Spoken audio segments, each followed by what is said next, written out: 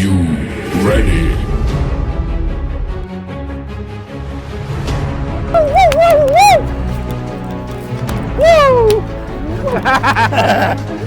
New amped up intro. It just looks funny if you just come in and you're sitting there. Not too bad I couldn't hear the intro. Yeah, it's weird for us, isn't it? Because we're sitting here, there's no music, No, you what just are we got to doing? bang it on. But we are back and another special guest. So Okay. take it away, introduce yourself. My name's Elvin. My YouTube channel is Adventuring Pals. Been posting since 2017, traveling full time since 2019. Yep. And yeah. You do a bit of product reviews as well on the Yeah, side. do product reviews, talking head videos, hot topics kind of stuff, and a lot of travel vlogs as well. So I'll have his QR code and links to his Instagram and everything in the description. We're also going to do a chinwag as well, so these guys will get to know you pretty well through the chinwag. Sounds good, mate. Sounds good. But you're stepping in, guest host. How does it feel to be a host on the show? Pretty good. Yeah, a bit nervous. I don't do a lot of live recording. He says there's no editing. I'm like, what? And then how much information do you get or pre-planning do we actually do for this show? No, nothing. I got a run sheet, but there was a lot of empty spaces in there. So it is, yeah, as you guys see, it is just raw, live, uncut. And as I said to everybody, I reckon that just makes it more entertaining. If we stuff up, we stuff up. Okay, yeah, we're only humans. Yep. So should we get into it? Let's go. What have we got? Oh, so we want to thank ADU for his True Blue Chinwag. That was really good, Yeah, big check that one channel. out. And as you guys may or may not, I can't remember if I said, he actually drove an hour out to Yeah. meet me How good is that? to film that. And a big channel that doesn't need his own publicity. Nah. And he purely did it to help grow the channel. So I just think, yeah, he's an amazing guy. Their channel, it shows what YouTube should be, really inclusive. Yeah. He did that to try and help a smaller channel grow, and that's what I do as well. I get everyone on here to try and help their channels grow, and I think that's what we should all do, work Awesome, together. yeah. I feel the same. There's plenty of space on YouTube for everyone. There's no need to be competitive over views and stuff. Hey? Yep. And yeah, and I honestly reckon if people are talking, then it keeps people on YouTube Yeah. rather than them going, oh, I've had enough of YouTube, I'm going to go to something else because I can't find it. Because we all know the algorithm Yeah. definitely does not work, and you'll be on YouTube going, oh, I've got nothing to watch. Yes, Yet true. how many channels are on there? And it's like there's plenty to watch. You just can't find it. Yeah. So definitely get into promoting people because I reckon, yeah, it'll make YouTube a better, stronger place. So we'll get into the update on monetization. So for anybody that doesn't know, I might touch on, because there's a fair few new subscribers who may not know what Yarns is. So we're now up to episode 15. And it's basically, it got started with me and my mate Lloyd, and now he's moved on, and it got moved from my channel over to here. But it's all about raising money for charity is the big one. And we pick a charity each week. There's a QR code that you guys will be able to scan and donate money directly to that charity each week. I'll put up a receipt so you can see the money's going there. And then with the old channel, I was giving 100% of the ad revenue to that charity as well. So Wow. we're pushing now to get this channel onto monetization so that can come back. And then I was giving you guys all tips and tricks on how to get the most out of the monetization so that we could give the most to charity. So we're almost there. We're sitting at 945 subscribers, so we need 1,000. That's gone up lots and Yeah. stuff. So if they're watching and you're not subscribed, bloody subscribe, because we need, what's that, 55 people. Yeah. So So it's free to subscribe. it is, it's free. Yeah, exactly. So if there's 55 of you sitting there, bloody hit the subscribe button. Let's get to Come 1,000. on, help us out. And then the watch hours, we're about halfway. So we're 2,000 and it needs to be 4. So I did upload a video that's like 2 hours of pretty much nothing. It's just some changing color screens and some animations I put on there. So it'll really help if you go on and watch that video. Just leave it playing in the background of your computer, and that'll get that watch hours up so we can Correct. hopefully next week be monetized and giving even more money to charity. Yeah, right. So I will touch on the last charity from last year before we wrapped up from the year. That was Food Bank, and we raised $233 through the QR code. Wow. Amazing work, guys. And then I think over the 14 episodes, it was just shy of $2,000, like $1,800 all Wow. up these guys That's raised. incredible, hey? Yeah, which is making, you might sit there and go, it's only a small amount of money, but you amplify that as the channel gets bigger, Yeah. and who knows, each week we could be giving away thousands of dollars to charity. Like, imagine the power this channel could have if we hit that. Yeah, that's And unreal. it's costing people nothing, like give $2 and Exactly, it all makes a yeah. difference. Yeah. So this week's charity, you'll actually be able to talk about it. So we've picked Starlight, which is for the kids, and you actually have some Yeah. insight to it. So take it Yeah, away. well, my boy Jaden, he was in the Royal Brisbane, the Children's Hospital in Brisbane there for a few weeks. We had to use the care flight to get him there from here. And he was there for a few weeks, and Starlight made the biggest difference to him. He was missing out on school, and they were coming over and entertaining him and giving him books to read and activities to do and all that kind of stuff. And then when he was able to move around, he was able to go down there and they have a massive section set out where they can go and play video games and hang out with other kids and all this. It's like almost a whole floor, isn't it? It is, yeah, it is. And they have like a little studio in there. We can go in. They have like a radio channel happening there, so you can listen in or you can go in and participate. It's unreal. This makes the biggest difference to the little kids who are in hospital. And you see the kids in hospital, and it is quite sad to see that they spend so much time down there. Like, we were lucky only a few weeks. The kids there, they're pretty much there full time for a long time, and the Starlight makes a massive difference to their lives. So we've got some hip campers that are here at the moment. They were letting us know that their kid, when he was 16, had some bone cancer, osteo something or other, and they had to literally do a week on, week off work. Because were you the same? Did you have to stay with your kid in hospital? You're not allowed to leave them unattended? I'm not too sure, but we were just there anyway. Yeah, so they were saying that you're not allowed to, and they said, Starlight for them just made it so much easier on their child who's going through such a traumatic time to at least be able to disconnect from the fact he was in hospital. Yeah. So I just went off that. It's a touching story, and I think kids, it's so hard for them. They just starting their life, they don't really know how to deal with emotions and stuff properly. Yeah. Imagine being put in that situation. You saw it. Yeah. So please, guys, if you've got $2, $1, 50 cents, whatever it is, you can scan the QR code that'll be up here somewhere, and it'll take you to PayPal, and then that will all go to that charity. Yeah. I don't keep any of it; 100% goes there. So whatever you want to give, and let's see if we can get to another 200 and something bucks. Yeah, and the good thing is, guys, with the QR, if you do direct to the PayPal, it doesn't take a cut out of it. All the money goes to the account and then he transfers it. Yeah, right? because the super likes that I used to do on the other channel, 49% Google keeps. Yeah, same as the pay we receivers. Yep. Income from YouTube is it's only half of what they make. Yep. So definitely doing the QR code is the best thing you can do. Yeah, it definitely is. Yeah, cut out the middleman. Yeah, there'll be a whole bunch of new things coming as well. I was sort of told over the Christmas break, what about if I use the money and physically buy stuff? So buy food and give it to the homeless, or buy meal coupons and give it to the homeless. So that way it cuts out the admin fee of the charity. Yeah, right. Okay. So that's something I'm going to be looking into as well. Oh, there is plenty of homeless around here in Harvey Bay. Oh, isn't there? Oh my God, it's unreal. If they pick a good spot to set up, at least if you go up near the point and go along the beach, there's a whole community in the sand dunes. under all the cottonwoods and stuff. You see camps, tents set up and trampolines, dogs. Yeah, man. Because it's just, unfortunately the housing problem's still up here. And then the cost of living is psycho. So many people can't afford. When you've got kids, it's not cheap. And we've seen so many families living in cars and stuff on the beach. It's sad to see. And it's great that we can go and help them in whatever little way you can, So what we might do, when I do that, I'll get you involved and we can go and give the food to the homeless. That'll be amazing, mate. Yeah. So I'll tell you what, with the starting thing, just quickly, I'll chuck in a pineapple for that. Okay. $50. Oh, thank you. Okay, I'll match you. $50 as well. So we're already on 100. There you go, guys. So come on, what are you guys missing? Okay, what's next? So we've done the fundraisers.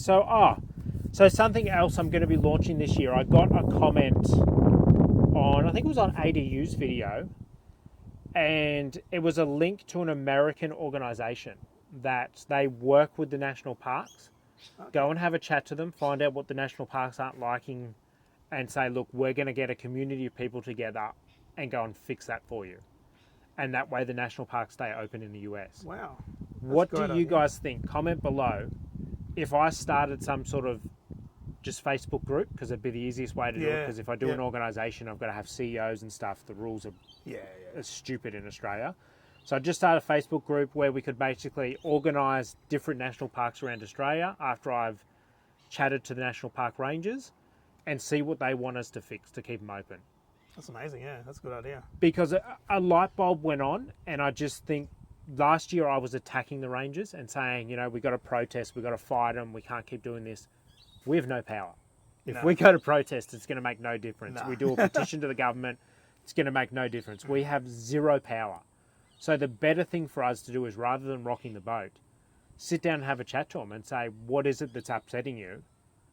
Let's fix it. Yeah. Let's work with these people rather than against them. True. And I think a lot of this could be started out by just people cleaning up. When you go camping, clean up your stuff firstly, but then if you see other stuff, just clean it up. We do that as much as we can. And you see some filth out there when you're out camping. Have you been to Cancuna? Yes, I have. Have you been there recently? Not recently.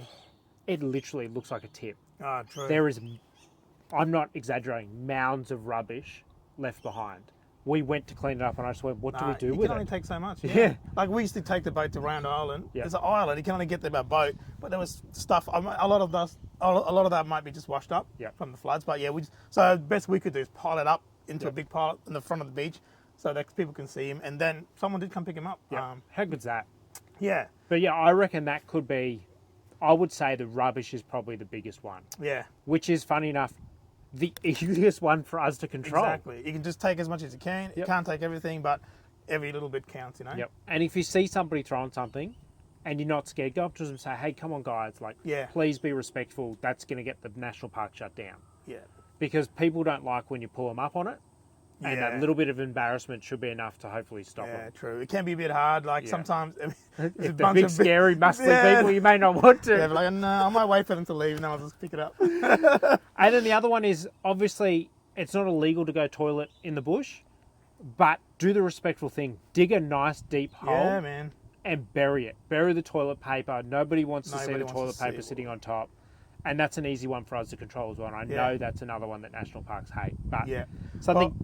A lot of national parks are saying that you can't go camping unless you take a portable toilet. Yep. Which I kind of do agree with, only because we have seen so much filth, toilet paper on the ground, on the trees, and it's disgusting to see, and it shouldn't be happening. Yep. So, you know, if they can put in a place you have to take a portable toilet, then I understand that. Yeah, because that's double island. So, Tiwa Beach, you have to have the portable toilet, and you'll get moved on if you don't have one. Yeah. And then they're looking at introducing on Double Island itself, so day trippers as well. If you don't have a toilet, you get sent. Oh, day trippers too? Yep. Wow, okay. Because the day trippers are also needing to go to the toilet. True, yeah. But then with that, I sit there and say, I actually see the other side of that. On Gari, there's toilets. If they can build toilets on an island, surely they can build toilets at Double Island Point. Yeah, there's enough people go there, and they probably get enough money from the camping, the permits. Yep. Just a drop toilet. Yeah. Doesn't have to be one that has any flash septic thing. Just use a drop toilet in a hole and have it after every bay of camping, because they have the sort of section 1, section 2. Each section would have its own 4 toilets that then can be used. Yeah. Yeah, because I haven't actually camped on Double Island, but I know there's a toilet just as you get onto the beach at Tiwa. Yep. And there's one in freshwater campground. There's toilets there. But if you're camping down at section 7, it's like a 20-minute drive. Yeah. So that's not really set up good enough where 100%, I don't think it would cost that much to do. And as you said, they're making plenty of money off the camping at the moment. To me, that's probably a better solution than saying you have to bring a toilet, because not everyone's going to bring a toilet. Then there's going to have to be people policing it. Yeah, okay. Could have fights break out. Chuck a toilet in. Yeah. Problem solved. There you go. Because I actually, funny enough, I got the email that proposed changes that were going to come in and to vote yes or no on it. Okay. Where I don't know if many people got that or not. So there's some big changes that are going to come to Double Island if that gets through. Yeah, right. So that'll be an interesting watch this that will space. be interesting. So yeah, something else I want to do is I want to see if the National Park Rangers will come on the channel. If I can get somebody to talk from each state's national parks to say, hey, this is why we're doing it. Because I think we're not seeing that other side. We're seeing this stuff closed. Yeah. But we're not having any explanation why. And I think the public, you guys comment below if you agree, would you love to know why they're doing it? Yeah, for sure. Would it give you a better understanding, and then you can go, okay, let's stop doing these things. Exactly, yeah. So it'll be good to see that openness from their side. Yep. You know, otherwise we think, oh, they want to close it off because they don't want us in there, or you know, for whatever reason. Yep. Yeah, there's so much hate towards it because everybody thinks it's personal. Yeah, but it's not. Yeah. Their job is to look after. Remember, these national parks are there generally because there's some protected animals or plants. Yeah. They're not there because we want to go camping there. They're actually there as a management ecosystem thing. And they're very important. Yep. Very important. Well, that means that people can't go and chop the trees down and, Yep. and clear the land and Yep. or build a dam or Yep. that kind of stuff. It's And- important to have. Without the trees, we all die, right? Exactly.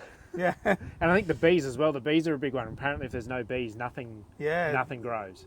Yeah, that's the pollinators, eh? Yep. So moving on, we are into the first segment, jumping into the comments. Who's going to do the Okay. reading? We both had a discussion and none of us can read that well, so we'll give it a go. Okay, what about we try reading one each? Okay, here we go. Okay, so I'll do, this could be really slow and awkward. If this segment gets cut out, we know that it's because neither of us could read the comments good. So we've got Wayne. I'm not going to read the last name because, that's too hard for me to figure out. Congrats on the new formula. It looks like many people are not able to travel and variety travel videos. I personally like Chad from living the van life, especially his winning series in Alaska. How unique is his approach to filming? So there you go. Go give him a view. I haven't watched him. No, but Alaska, that sounds interesting. I actually don't watch much overseas Nah, me neither. YouTubers. I don't get much time, man. Like, time is so precious. You have to be very careful in what you watch, and I don't have the time to just find new stuff. Me running 2 channels and I'm on trying to comment on as many as I Oh, can to yeah. help their algorithm, man. I don't have much time for YouTube these days either. Okay, you're on the next one. Oh, here we go. Before I start, English is my third language. So, Adzi Off-Roader. They ask you to lift up a car, mats, etc. at WA border, and they look for leaves, etc. and flexing their control. No honey allowed either. So that must be like, the WA border control check. I've done that. Have you? Yeah. It was. Well, we did the research beforehand, so we knew what was in for. But they did search everything. Do they lift over? They didn't do that to us. When we went in, there was COVID time too. Yep. You So obviously there was- didn't look suspicious, like you're trying to smuggle some fruit and veg across. Well, luckily, I don't know if it was a good thing or bad thing, but during COVID, they were more worried about our, were we allowed to be there and all that. And they did go through our caravan and opened the fridge up and everything like that. Asked questions, opened the cupboards up. But yeah, so it was reasonable, I thought. But was it weird coming from you're on the East Coast and we have nothing? Nothing. Probably wasn't. I did go to Tassie before that, so they had similar thing. But I kind of like it. You're right. On the East Coast, there's nothing. You can go up and down. I think there was a checkpoint coming back from Cape York or something like that. Oh, was there really? I vaguely remember something like that. Yeah, but otherwise, there's a sign saying don't take bananas and that kind of stuff. But yeah, so it was a little bit weird. Well, not really. Kind of expected because I knew about the border crossing. It was very much a known thing for the community, the caravan. Is there much of a wait? Does it slow everyone down? It can be, mate. Yeah, we were lucky. We didn't have much of a wait, but it can certainly be because they take their time, and there's only a limited amount of lanes, and I think I've only like 2 lanes or something like that that have working at one time. So, yeah. So, do you know if you go inland and go across the border, is there also people? Or Well, there's only 2 ways to cross the border on the sealed way. To get into WA, there's the Nullarbor. Yep. And then the road at the top, the Great Northern No Highway way. or something like that. Yeah. That's it. There's a couple of dirt roads and stuff, but yeah, that's it. I'm not Jeez. sure about... on the northern side, there was a checkpoint because we came from WA into NT, so we didn't have anything. But I did see the checkpoint on the other side. Yep. Yeah. There you go. And I think going into South Aussie, we went in through, is it Broken Hill? Yep. So a fair bit after the border crossing, the next town, there was a checkpoint there too. There you go. Yeah. Next comment we got is Peter Longworth. Bit disappointed Craig wasn't holding a coat hanger or something silly as a... whoops, I've balls up as a microphone. Oh, the microphone. I forgot to put it on the hand. Look, it's been so long since I've done it, the Christmas break. Okay, next episode, I'll remember my microphones. Yeah, I didn't even think about it. There you go, Peter. Look, we've ballsed up. His fault. Yeah, my fault. Next time, I'll bring him back. I'm not going to stop the video. As you guys know, I don't cut it. So, yeah, I actually agree. That would have been cool for him to hold something, and I'll make sure in future videos I remind the people to have something funny as a microphone. Right. Okay. Jeez. Okay. You've got the last one. Oh, last one. Lucky last. Is this all right? Great episode, guys. Great to meet you, Craig Dillon. Oh, sorry. Great to meet you, Craig Dillon. I can't believe you called Ash a grub when vanning. Are you sleeping in the shed now? I don't think we'll have a problem with the door knockers. They'll have to find us first. See you in the next one. That was from Perspective Australia. So that's actually something. There was a fair few comments that came up and disagreed. I said Sarah and Keelan put up a video that they weren't happy with people knocking on their door when it was closed. And I think Peter said that he felt it was okay. You know, you can just say to them, oh, we're a bit busy. Can you come back in 15, 20 minutes? Where, boom, mate, everybody was like, no, if the door's closed, leave them the hell alone. I agree. If the door's closed, leave it alone. Like, wait until they're outside at least. Because I wouldn't want someone coming knocking them out just to say, how you going, mate? Like, I probably wouldn't care, but you never know what's going on. What happens if you're doing special cuddles? Do you call out, oh, now's not a good time? Or do you open the door and you're like, oh, no. Well, this is why you don't go knocking on caravan doors. Because we're all adults, right? And they're a couple, they don't have kids, you don't know when they're doing it. So, yeah, any YouTuber I would highly recommend, if their door's closed and their blinds are up, that's a pretty good signal they want some peace and quiet, or they're working, they're doing something. Wait till they're outside. Exactly. I mean, the only time you go knocking on the door if there's something wrong, like, you know, their dogs run away or something that needs urgent attention. Otherwise, just wait. And we've met lots of big YouTubers and stuff on the road, and they're normally pretty happy enough to have a chat with you. But I don't imagine they'd have the same reaction if you went knocking on their door. The only other thing I want to say is be mindful of the length that you chat to them as well. Yeah. Because you do YouTube, I do YouTube. It does take up a fair bit of your time with your Instagram, replying to Instagram comments, replying to Instagram messages, YouTube comments, then filming, editing, uploading thumbnails. Yeah. There is a lot that goes into it. So just be respectful. Maybe give 5-10 minutes, and then, you know, they probably don't want to be rude and break the conversation off. So I think as a public, you should probably go, oh, yeah, we've been chatting a fair while. We might move on and give them a break. Yeah, true. Most of the time, I feel like they just want to keep talking too. And I do, like, I homeschool my boys, so most of the day I'm just stuck there with the kids. So I don't even get to talk to other adults. So when I start talking, I just keep going. And the wife kind of hates it. She's like, what are you doing? You're supposed to just go there, get something from the camp kitchen and come back. It's been an hour. So same with our hip campers. Ash never does the meeting, greeting, and showing them where to go, and I'm gone like an hour and a half, and come back, and she's like, what the hell took so long? I'm like, I don't know, got chatting. Yeah, I know. Maybe it's a bloke thing. We all like talking about travel on the road and different things. I love talking 12 volts, so as soon as they start talking about 12 volt camping stuff, I'm off. I'm talking about different products. Yeah, well, everyone likes to have a good chat, it seems like, because you're all out there enjoying it. But yeah, like you said, be mindful, maybe just, if it looks like they want to get away from you, just let them go. Yep. Okay, into the hot topic. This one's pretty good. So this was really pushed out December last year, and also ADU touched on it. There was a lot of people that seemed to really want it talked about. And it's this, I don't know if it's a new trend, it's sort of been around 6 months, where people are putting in the description of the video or in the thumbnail something that's happening, but it doesn't happen till the last 30 seconds of the video. So, oh my God, we got bogged. And there's a video clip of their car really bogged down and a lot of hype around it, and it takes 35 minutes to get to the bogging. Yeah, right. So you guys comment below, because you're obviously the ones doing it. Does that annoy you? Do you think that's something that needs to stop on YouTube? Or is it something that's fine? They do actually talk about it. Who cares if it takes 35 minutes? What's your thoughts? Yeah.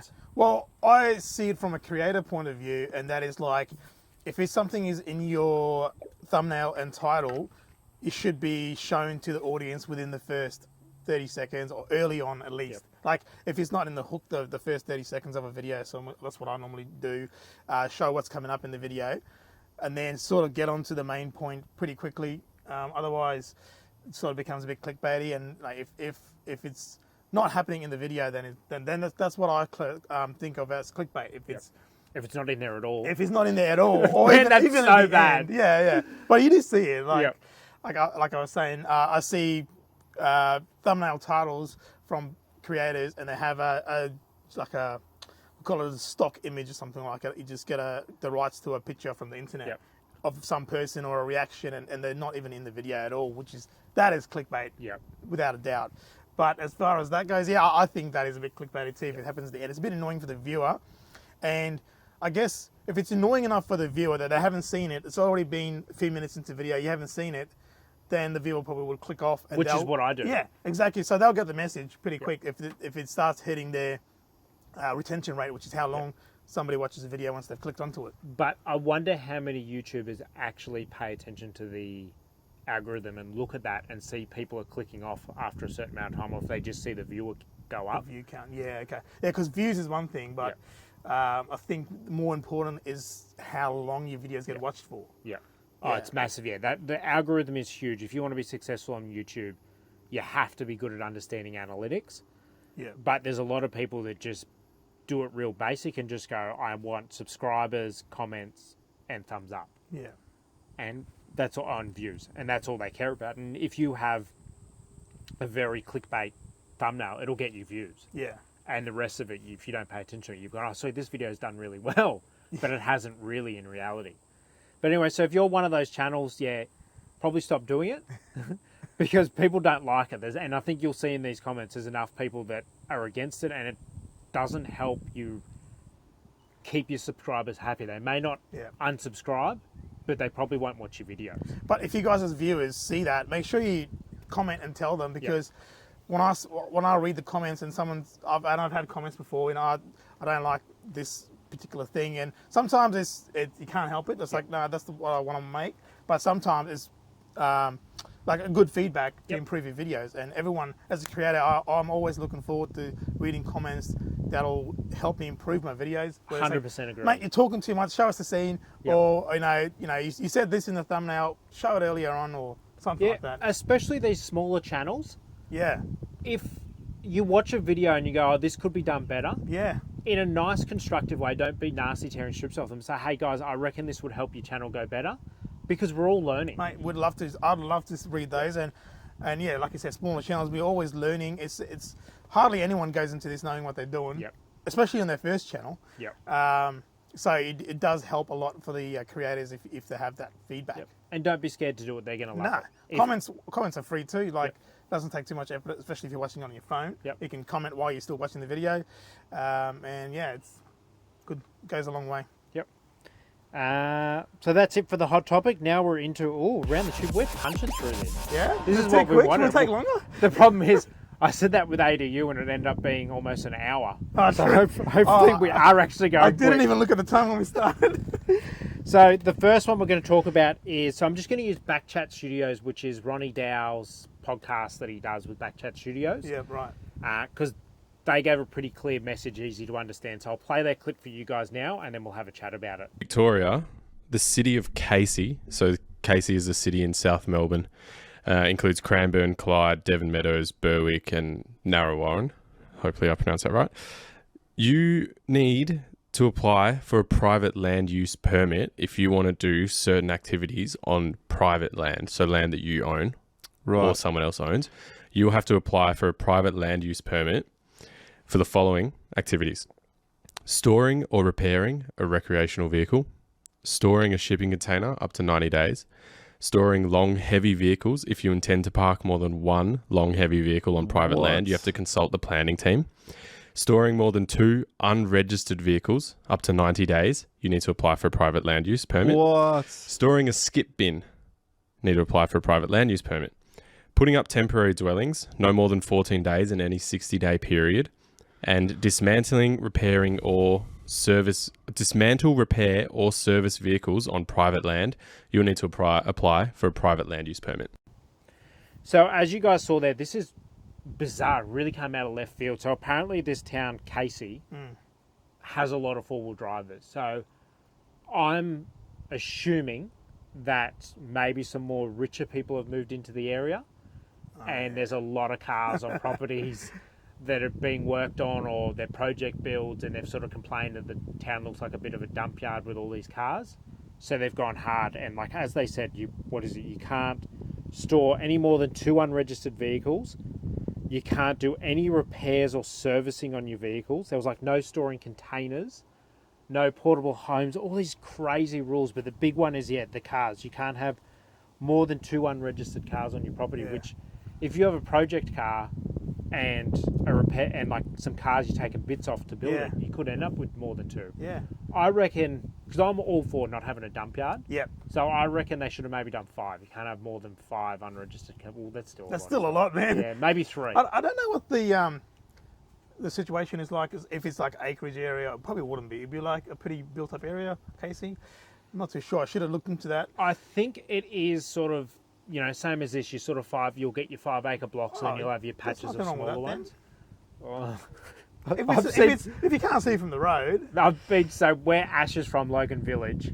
Well, I'm from Brown's Place, and I've had more than 2 unregistered cars in my front yard, so I can talk from experience. There's a property down there that has, I reckon, 40 unregistered cars on their property. I don't know what they're doing, but there's just cars dumped there, and there's just more and more coming all the time. So I'm all for cleaning up those properties, but I think if somebody's legitimately doing a project build, well, the big one's servicing, like, well, you can't change your oil. True.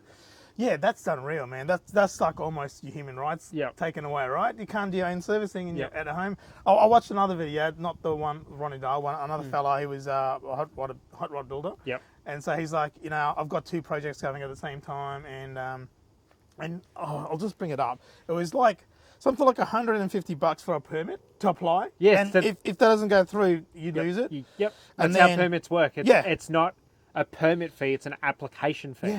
Is how they word it. So that way you're paying to apply, you're not paying for the permit. Yeah, and then if you do get the permit approved, it's like $250. Yep. And I think unregistered car thing is like the permit is for like 90 days, which is not enough for a project. What? I think I'm not fact checking on this one, but yeah.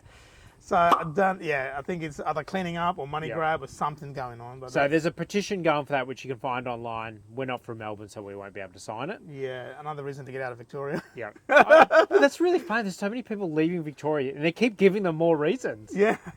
Like house prices there surely must be plummeting. Yeah, what's the go with that? Everyone's selling up. So and coming up here from Sydney and Victoria. Yeah. Apparently Sydney is dropping. They're having a massive lull at the moment. Anyway, we should get on to the next one's a very interesting one. So, sailing Supernova. I'll play their clip for you. This is crazy. Darcy! Darcy! Darcy, wake up! There's a boat! Get up! Some of you may have heard already that we were attacked by pirates this week. It was when we were en route from Venezuela to Grenada. We were under sail at the time. We were close to the islands of Los Testigos when it happened. I was inside filming at the time. Darcy was asleep. When I heard the pirate vessel approaching, I put the camera down and ran outside. And so the camera did catch some audio during the attack and also a little bit of video after it all.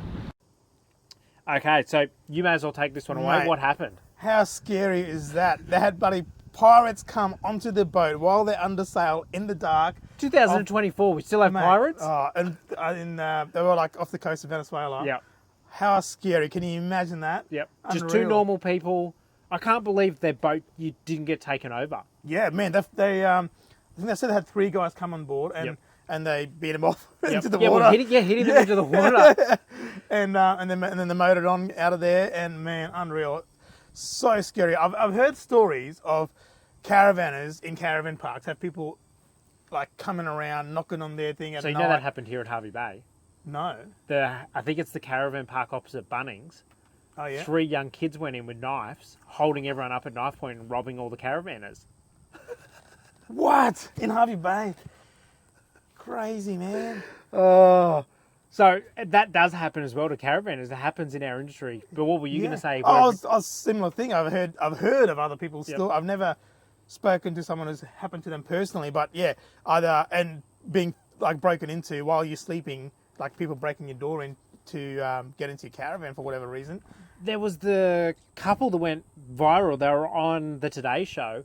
They were asleep in their caravan, and they stole their car and caravan with them asleep in it. Yeah, well, I spoke to someone who was there at the time, and they said they came in the day and stole their keys. Yep. So they're like, oh, we'll hitch it up, so they won't steal it. But they bloody did. They came in, took their car while they're still hitched up, and drove out of the caravan park. My God. There's some grubs in this world. But man, how scary! Yep. Like for me, we've got kids in the caravan. That would be terrifying. Because what do you do? And then I'm sure they're not going slow because they're trying to get the hell out of there. Yeah, I think the guy said they jumped out of the caravan like. Oh, while it was moving. Yeah, or when they stopped or something. Yep. Yeah, man, crazy. And then a big one that happens in Australia is when your caravan's or cars on a tow truck going through Australia. A lot of the time, it can actually be stolen off the tow truck. They pull the trucks over at knife point or gun point. So like piracy. Yep, and then literally unhitch all the cars, take them and drive off. Oh man, the world's a lot scarier place. isn't it? But yeah, luckily it doesn't happen too much in Australia. No. We're pretty safe. Pretty good, but it's getting Ignore the pretty wild. horror movie, The Wolf Creek. I don't think that actually happens here. No, it's a big place. Yeah, but yeah, on a sailing boat, that would be terrifying. Oh, 'cause mate, there's nowhere to run. No. Nowhere to run. Like, imagine if they took the boat, what would they do to you? they'd tell you to jump into the ocean, I'm assuming. And you're in the middle of nowhere, good luck, yeah. So Oh, God. subscribe to them because that's an epic thing they went through. They had 1 million views, that bloody video. Yeah. Oh, there you go. At least they made some money Yeah, out they of it. would have. But I did read some of the comments, and there is some doubt, but I don't think that could be made No, up. I don't think that's made up. Nah. So the last one we're into, that's it, last segment, into the algorithm takeover. So Okay. this is the one that's really good for you guys. Any channels you've got small, they have to be under 50,000, chuck them in the comments below. And then we basically give a list. And then once a week, I actually go and get now little clippets, about 10, 15 seconds. And I put it together as a YouTube short and an Instagram reel. And I put it up so you guys can also get a taste of the channel and go and follow them. Yeah, nice. So this is all about trying to get these smaller channels up and growing. So the first one we have, no, you know what? You can have a turn and read it. Here we go. I thought you did a better job. Nah, I thought you did. Okay, guys. So we got The Little Adventurers, Camp With Us Mate, M8, Office to Outback. That's cool. He Unprofessionals Podcast. Is that supposed to be the? Probably meant to be that. Old Mate Adventures. I think I have heard of that one. Yeah, I've heard of Old Mate. Yeah. Chasing Dreams, Traveling Australia, and The Getaway Zone. There you go. So you guys would have seen all their thumbnails pop up anyway, and then yeah, later on in the week I'll actually do that short so you guys can see what So they're that's like. cool. So is that people telling you the channels? Or do Yeah, you so just- that's these guys. They comment, and then through their comments, I grab it, make that list, and then I make up the short just to try and help these smaller ones. Cool. Because we all know the algorithm is a beast. It is so hard to get it to recognise you, and as we spoke about earlier, sometimes you're sitting on YouTube wanting videos to watch. Yeah. So go to this part of the segment, and then go and you'll have a whole bunch you can actually go There and you go. check. That's awesome, man. So other than that, not much more to say. Make sure you like, comment, subscribe. Make sure you go check your channel out. Adventuring Pals. Make sure you go and watch the True Blue Chinwag if you want to get to know him, which we're about to film. Yep. And then donate to charity. And I'll put some discount codes if you guys want some discount codes to some cool products that I do on my other channel. You can go check them out. Very nice. So until next time, you can sign off first.